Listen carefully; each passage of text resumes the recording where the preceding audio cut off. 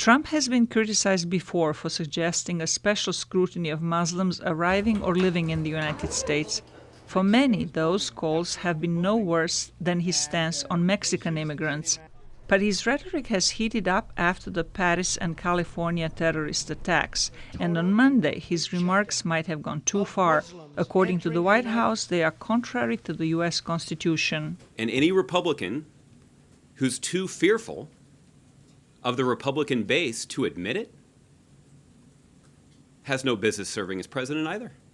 The leading Republican in the U.S. House, Speaker Paul Ryan, acknowledged that Trump's proposal is un-American. What was proposed yesterday is not what this party stands for, and more importantly, it's not what this country stands for. Fellow Republican and presidential candidate Ted Cruz said he disagrees with Trump but refused to criticize him. I commend Donald Trump for standing up and focusing America's attention on the need to secure our borders.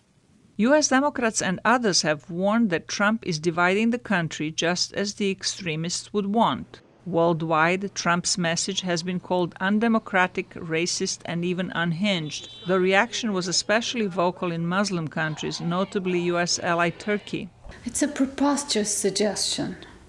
First of all, it is against human rights and any concept of democracy that we know of. It's also not a good way to fight ISIS.